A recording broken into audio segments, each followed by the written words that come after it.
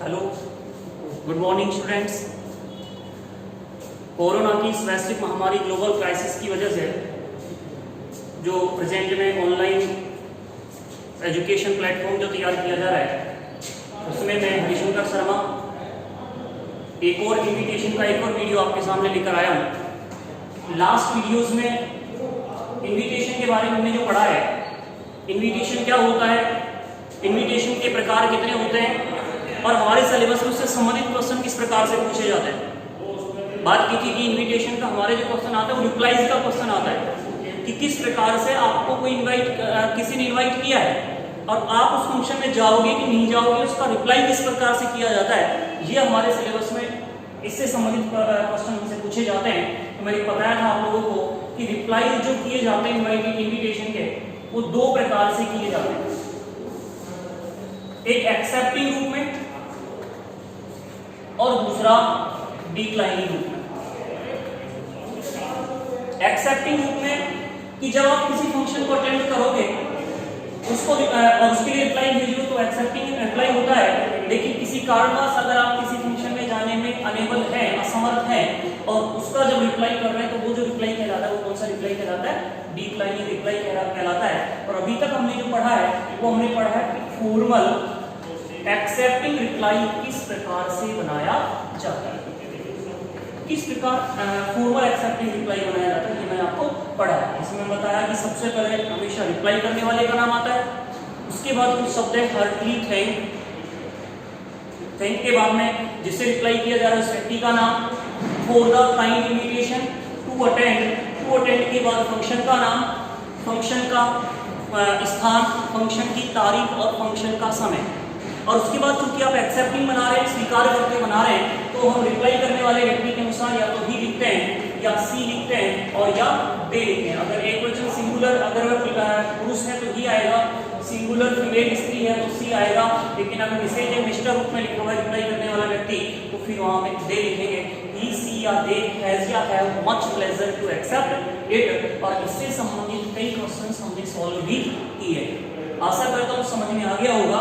एक बार last video आप देखिएगा और उसमें आप इसे देखें कि किस प्रकार से फॉर्मल एक्सेप्टिंग रिप्लाई बनाया जाता है। और आज हम पढ़ रहे हैं फॉर्मल डिक्लाइनिंग रिप्लाई। देखिए क्या फॉर्मल डिक्लाइनिंग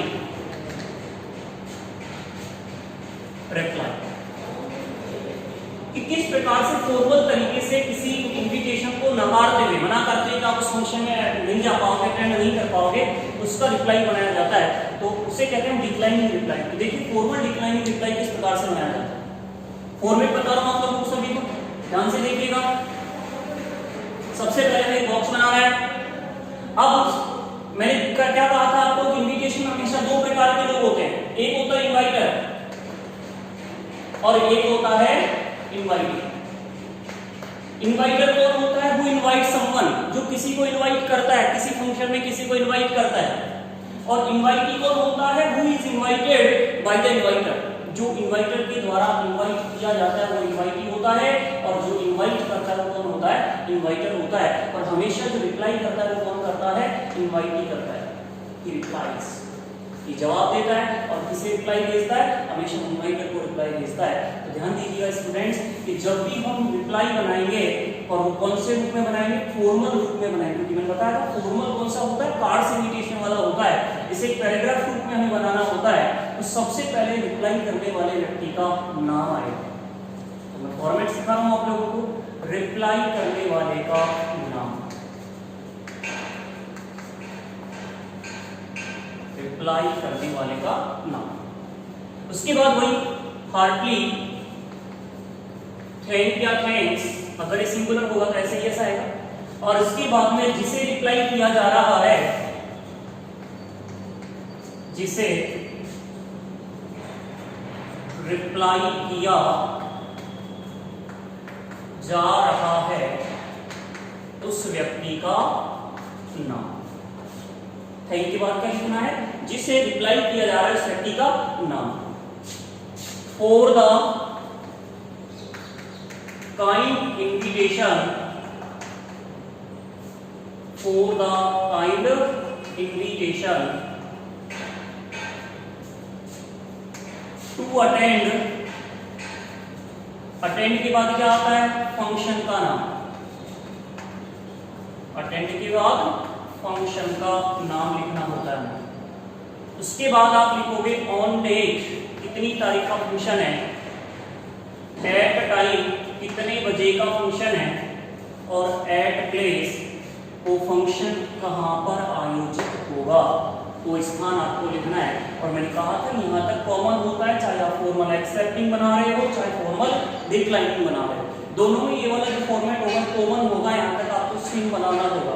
अब देखिए आप हमें कौन सा रिप्लाई बनाना है? डिक्लाइनिंग रिप्लाई बनाना है। जब हम एक्सेप्टिंग रिप्लाई बना रहे थे हमने सीधा सा लिखा था ही या सी हैज या have much pleasure to accept it. लेकिन चूंकि हमें यहाँ डिक्लाइनिंग रिप्लाई बनाना है, अर्थात आप उस फंक्शन में नहीं जाओगे तो आप खेद भी प्रकट करोगे, दुख भी प्रकट करोगे। देखिएगा सेंटेंस कैसे बनाना है हमें। आपको सबसे पहले लिखना है बट ही या सी और या दे, ये किसके अनुसार आएगा? रिप्लाई करने वाले व्यक्ति के अनुसार आएगा। अगर रिप्लाई करने वाला व्यक्ति सिंगुलर मेल है तो यहाँ पे आपको ही लिखना है, सिंगुलर फीमेल है तो सी आएगा। लेकिन अगर यहाँ मेल और फीमेल दोनों रूप में दिया हुआ है, प्लूरल रूप में दिया हुआ है, तो यहाँ पे क्या आएगा? दे आएगा। ही और सी के साथ इज आएगा, दे के साथ क्या आएगा? आर अनेबल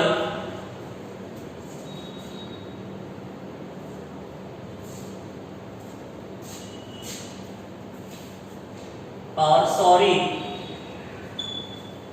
for, क्या लिखना है? But he, she, they, is या are sorry for the inability to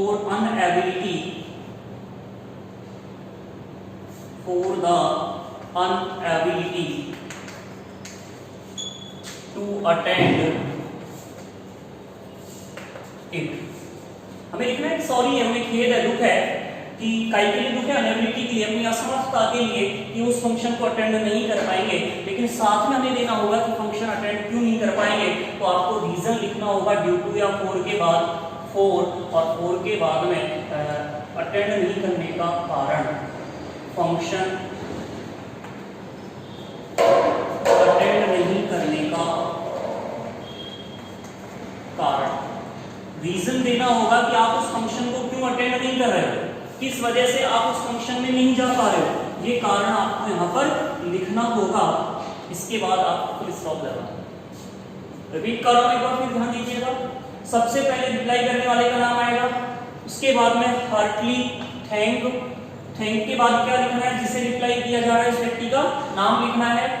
for the kind invitation to attend, attend के बाद क्या लिखना है? फंक्शन का नाम, फंक्शन की तारीख, फंक्शन का समय और फंक्शन का स्थान।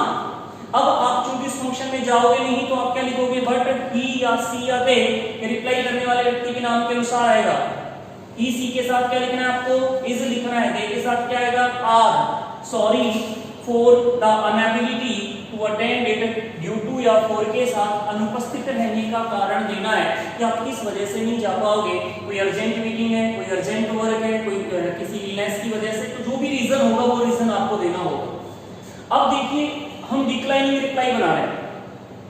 जब हमने एक्सेप्टिंग रिप्लाई बनाया था हमने ये वाली लाइन लिख करके, इससे मतलब he has much pleasure to accept it वाली लाइन लिख करके हमने इसको फिनिश किया था, क्लोज कर दिया था, बंद कर दिया था। लेकिन यहाँ ध्यान दीजिएगा, आप इस फंक्शन को अटेंड नहीं कर रहे हो तो फंक्शन में आप जब फंक्शन को अटेंड नहीं कर रहे हो तो आपको यहाँ पे अपनी बेस्ट विशेष लिखनी होगी। क्योंकि जब आपने एक्सेप्टिंग किया था तो आप उस फंक्शन में जाओगे तो वहां पर उसको सामने वाले व्यक्ति को जिसने आपको इनवाइट किया है, आपने अपनी बेस्ट विशेष वहीं प्रकट कर दोगे। जैसे किसी के बर्थडे में जा रहे हो, हैप्पी बर्थडे आप विश करते हो, किसी को बधाई देके कांग्रेचुलेशंस विश करते हो, तो जैसे भी आप जो विशेष व्यक्त करते हो, आप वहां जा रहे हो वहां पे विशेष व्यक्त कर दोगे। लेकिन चूंकि यहाँ तो आपने डिक्लाइनिंग बनाया है, आप इस फंक्शन में अटेंड नहीं करोगे तो आपको अपनी शुभकामनाएं, अपनी बेस्ट विशेस लिख करके देनी होगी। अब वो कैसे लिखनी है तो उसे आप देखिएगा। आपको लिखना है रिप्लाई करने वाले व्यक्ति के नाम के अनुसार ही या सी और या दे विश। अब देखिए समझना, ही या सी या दे, इस इसके नाम के अनुसार आ जाएगा। अगर ये सिंगुलर मेल है तो ही आएगा, सिंगुलर फीमेल है तो सी आएगा, और अगर ये प्लूरल होगा तो दे आएगा। अब थोड़ा ध्यान दीजिएगा, ही और सी के साथ ऐसे ही एस जुड़ेगा, दे के साथ ऐसे ही एस नहीं आएगा। मैंने विस लिखा है, बेस वर्ड लिखी है, आप ध्यान रखिएगा। ही या सी या दे, विस, और विस के बाद में जो जैसा फंक्शन है उस फंक्शन के अनुसार आपको अपनी विस व्यक्त करनी है। किसी का हैप्पी बर्थडे है तो आप सीधा लिख दीजिएगा विस हैप्पी बर्थडे टू, नाम लिख दीजिए जिस व्यक्ति का है, ठीक है। कांग्रेचुलेशंस कहनी है तो विस कांग्रेचुलेशंस, हैप्पी मैरिज एनिवर्सरी कहनी है तो यहाँ पे आ जाएगा हैप्पी मैरिज एनिवर्सरी। इस तरह से शुभकामनाएं देनी है, ये कॉमन है, सॉरी फंक्शन के अनुसार आपको लिखना होगा। लेकिन एक कॉमन विशेष भी आप हर किसी पर्सन में लिख सकते हो, जो किसी भी फंक्शन में लिखी जा सकती है। ही या she they wish a great success, a great success of the function. समझना, ध्यान दीजिएगा, ये ऐसी लाइन लिखी हमने जो आप कोई सा भी फंक्शन बनाए, चाहे आप बर्थडे पार्टी का बना रहे हो, चाहे आप एनुअल फंक्शन का मना रहे हो, चाहे आप किसी ने पास होने पर आपको टी पार्टी में बुलाया है, डिनर पर बुलाया है, तो ये एक ऐसी बेस्ट मैसेज है जो आप हर किसी फंक्शन में लिख सकते हो। अदरवाइज फंक्शन के अनुसार जैसा आप लिखना चाहो, अगर आप हैप्पी बर्थडे लिखना चाहो तो आप हैप्पी बर्थडे लिख दे, कांग्रेचुलेशंस लिखना चाहे तो कांग्रेचुलेशंस लिख दें, हैप्पी मैरिज एनिवर्सरी लिखना चाहे तो बस यहाँ से बनाना होगा आपको सेंटेंस। ही सी दे इसको इनकॉन आएगा ही, और इसकी जगह आपको सेंटेंस बना के लिखना होगा हैप्पी बर्थडे टू, जिसका जन्मदिन है उसके लिए कहोगे कांग्रेचुलेशंस हैप्पी मैरिज एनिवर्सरी, ठीक है। बाकी ये कॉमन होगा, आप किसी भी क्वेश्चन में आप इसको पुट कर सकते हैं, रख सकते हैं। ये आपका डिक्लाइनिंग रिप्लाई होगा, इसको बनाने के बाद आप इसे क्या कर दें, बंद कर दें। ये एक फॉर्मेट होता है। अब चाहे आपका कोई सा भी क्वेश्चन आ जाए, आपको केवल फाइंड करना है रिप्लाई करने वाला व्यक्ति कौन है, रिप्लाई किसे किया जा रहा है, फंक्शन का नाम क्या है, फंक्शन की तारीख क्या है, फंक्शन का टाइम क्या है, और फंक्शन का प्लेस क्या है। दूसरी चीज आपको फाउंड करना है कि आपको फॉर्मल बनाना है या इनफॉर्मल बनाना है। क्यों फॉर्मल पढ़ रहे हैं, कहा ना इन्विटेशन दो प्रकार के होते हैं, एक फॉर्मल होता है, दूसरा इनफॉर्मल होता है। तो हमें देखना होगा फॉर्मल बनाना है इनफॉर्मल बनाना है, क्वेश्चन से देखना है। दूसरी चीज हमें फाइंड करनी है कि हमें रिप्लाई एक्सेप्टिंग बनाना है या डिक्लाइनिंग बनाना है। अगर एक्सेप्टिंग बनाना है तो मैंने आपको लास्ट वीडियो में बताया है, आप उसे देखिएगा। लेकिन अगर डिक्लाइनिंग बनाना है तो उसका फॉर्मेट आपका ये फॉर्मेट होगा, जिसमें आपको मैंने लिखा सबसे पहले रिप्लाई करने वाले का नाम, हार्टली थैंक जिसे रिप्लाई किया जा रहा है उस व्यक्ति का नाम, for the kind invitation to attend के बाद फंक्शन का नाम, ऑन डेट, फिर टाइम और फिर प्लेस। और अब आप चूंकि फंक्शन अटेंड नहीं कर रहे इसलिए लिखोगे बट ही सीधे रिप्लाई करने वाले के अनुसार आएगा, इज या are sorry for the inability to attend it, for और फॉर के बाद फंक्शन में नहीं जाने का, अनुपस्थित रहने का कारण आपको लिखना है। और लास्ट में आपको अपनी बेस्ट विशेष लिखनी है, जो सेम लाइन आप लिख सकते हैं किसी फंक्शन में, या अकॉर्डिंग टू फंक्शन आप लिख दीजिएगा। बर्थडे है तो हैप्पी बर्थडे, किसी को बधाइयाँ देनी है तो congratulations, marriage anniversary happy marriage anniversary. इस तरह की बेस्ट विशेष आपको लिखनी होगी। ये इसका एक प्रारूप होगा, ये इसका एक फॉर्मेट होगा। मैं क्वेश्चन दे रहा हूँ, हम सॉल्व करते हैं क्वेश्चन, देखिएगा कैसे बनाना है, आंसर सॉल्व करेंगे कैसे बनाते हैं आंसर।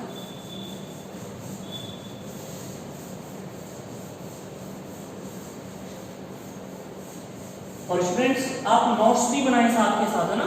कोई दिक्कत आती है तो आप उसे लाइन करें, अंडरलाइन करें, कमेंट में डाल दें। जब हम देखेंगे उसमें देख लेंगे, तो फिर नेक्स्ट क्लास में बता देंगे, आपको समझा देंगे। देखिएगा क्वेश्चन क्या है,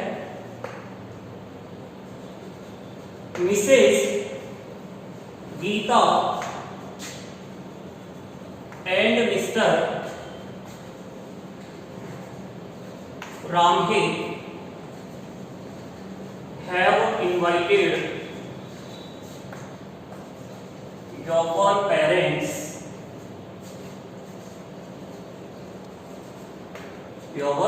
parents on the occasion of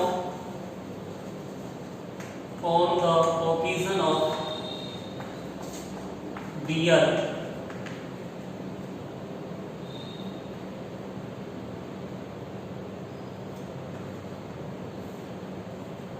25th marriage anniversary. Marriage anniversary.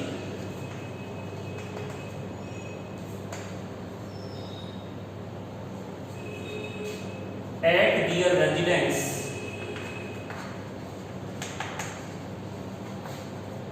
on 5th June 2020 at 6 p.m. and onwards.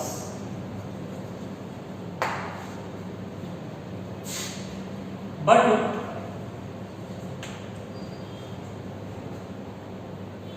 your parents are unable to attend it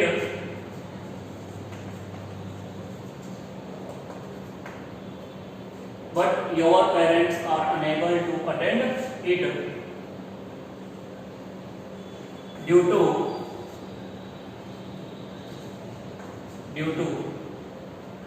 the global crisis corona. Help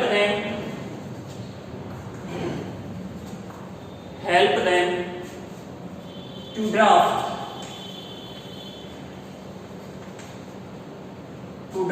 a formal reply. Help them to draft a formal reply. देखिए question समझो क्या है। Mrs Geeta and Mr Ramhit have invited your parents. देखिए students, question क्या है, Mrs Gita और mister Ramhit ने आपके पेरेंट्स को इनवाइट किया है। दो चीज ध्यान दीजिएगा, इनवाइटर कौन है? इनवाइटर कौन है? Mrs Geeta and Mr Ramhit. Invitee कौन है? आपके पेरेंट्स, आपके माता पिता। रिप्लाई कौन करेगा? आपके पेरेंट्स करोगे। अर्थात नाम सबसे पहले किसका नाम आएगा? रिप्लाई करने वाले व्यक्ति के नाम में किसका नाम आएगा? आपके पेरेंट्स का नाम आएगा। एक चीज और ध्यान रखिएगा, आपसे केवल हेल्प करने की कह रहा है। देखिए दिया यहाँ पे, हेल्प देम, उनकी हेल्प कीजिए, आप केवल सहायता कीजिए बनाने में। अर्थात आपके नाम से रिप्लाई नहीं करना, आपको अपने पेरेंट्स के नाम से रिप्लाई करना है। उसके बाद में फंक्शन देखिएगा, फंक्शन क्या है? फंक्शन दिया है 25th मैरिज एनिवर्सरी है। कहां पर है? उनके निवास स्थान पर है। कब है? 5 जून 2020 को है। कितने बजे है? शाम को 6 बजे ऑनवर्ड्स आपके आगमन तक आपको कहा है। लेकिन देखिए बनाना कैसा है, आपको फॉर्मल बनाना है, दिया है फॉर्मल रिप्लाई बनाना है। अब एक्सेप्टिंग बनाना है, डिक्लाइनिंग बनाना है। तो देखिएगा ये कह रहा है कि आपके पेरेंट्स अनेबल है, असमर्थ हैं और किस वजह से ग्लोबल क्राइसिस कोरोना की वजह से अटेंड नहीं कर पाएंगे। तो हमें इसको कौन सा बनाना होगा? डिक्लाइनिंग रिप्लाई बनाना होगा। कौन सा रिप्लाई बनाना होगा? डिक्लाइनिंग रिप्लाई बनाना होगा। तो देखिए कैसे बनाना है, आपको उसका रिप्लाई करता हूँ, देखिएगा।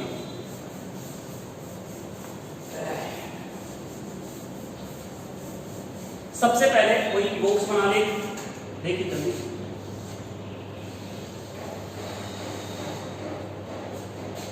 रिप्लाई करने वाले व्यक्ति का नाम लिखना है। कौन है रिप्लाई करने वाला व्यक्ति? आपके parents, Mrs PQR and Mr XYZ। कोई भी नाम आप लिखोगे अपने पेरेंट्स का, ठीक है। हार्टली हैंड प्लूरल है, इसलिए ऐसे यस नहीं आएगा। किसे रिप्लाई भेजना है? जिसने इनवाइट किया है। कौन है यहाँ पे? Mrs Geeta and Mr Ramhit. क्या आएगा आगे? For the kind invitation to attend. Function का नाम देखिए क्या था? Marriage anniversary. किनकी है? Mrs Geeta and Mr Ramhit की। क्या लिख देंगे? Dear 25th marriage anniversary. कितनी तारीख को है? 5th जून 2020। कितने बजे बुलाया है? 6 PM एंड ऑनवर्ड्स। और कहां बुलाया है? At their residence. कोई दिक्कत है यहां तक? एट दियर रेजिडेंस, ठीक है। अब हमें इसको डिक्लाइनिंग रिप्लाई बनाना है। आप जाओगे नहीं, फंक्शन अटेंड नहीं करोगे तो क्या लिखोगे? बट रिप्लाई करने वाले व्यक्ति सिंगुलर है प्लूरल है? प्लूरल है, क्या आएगा? They are sorry for the inability to attend it. Reason देखो क्वेश्चन में दे रखा है, due to the global crisis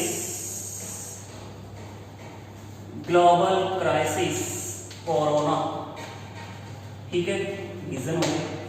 अब क्या कहना है, जब जाओगे नहीं तो आपको शुभकामनाएं लिखनी है, शुभकामनाएं लिखनी है तो रिप्लाई करने वाला कौन है? आपके पेरेंट्स। क्या लिखोगे? They wish. अब एक तो कॉमन कहा था कि आप सीधा ही चाहे क्या लिखते हैं? क्या लिखते हैं आप सीधे ही? A great success of the function. Otherwise देखिए फंक्शन क्या है यहाँ पे? मैरिज एनिवर्सरी है, तो आप यहाँ पे क्या लिख सकते हैं? They wish happy marriage anniversary, happy marriage anniversary to them. और यह फिर आपको बताया था, इसलिए क्या लिख दीजिएगा? दे wish a great success of the function, इसी भी तरह से आप लिख दीजिएगा और उसके बाद आप इसको बंद कर दें। इस तरह से आपको इस क्वेश्चन का सॉल्व करना होगा। आशा करता हूँ समझ में आ गया होगा। आप एक बार ढंग से अच्छी तरह से देखिएगा, कोई दिक्कत आती है आप कमेंट में बताएं। और आप जो चैनल है इसको सब्सक्राइब कीजिए, ज़्यादा से ज़्यादा इस वीडियो को शेयर करें, लाइक करें, क्योंकि आपका एक थंब जो है वो हमको मोटिवेट करेगा, हमको अच्छा लगे। हाँ, हालांकि हो सकता है कि वीडियो की क्वालिटी में थोड़ा बहुत अभी कमी आ रही हो क्योंकि सुविधाएं कम है, लेकिन आपके हितों को ध्यान में रखते हुए कोशिश की जा रही है कि आपको घर पर सुरक्षित रहते हुए, घर पर स्वस्थ रहते हुए, सुरक्षित रहते हुए आपको अपने घर पर ही ऑनलाइन स्टडी का लाभ दिया जाए। इसलिए जो कम सुविधाएं हैं उन्हीं में हम आपको ऑनलाइन स्टडी कराने की कोशिश कर रहे हैं। चाहे तो आप बताया मैंने आपको, मेरा खुद का पर्सनल चैनल भी है हरिशंकर शर्मा के नाम से, इंग्लिश वाला जो चैनल है आप उसे भी सब्सक्राइब कीजिए, शेयर कीजिए, और स्कूल का जो चैनल है उसे ज़्यादा से ज़्यादा सब्सक्राइब करें। Thank you. घर पर रहें, सुरक्षित रहें। Thank you.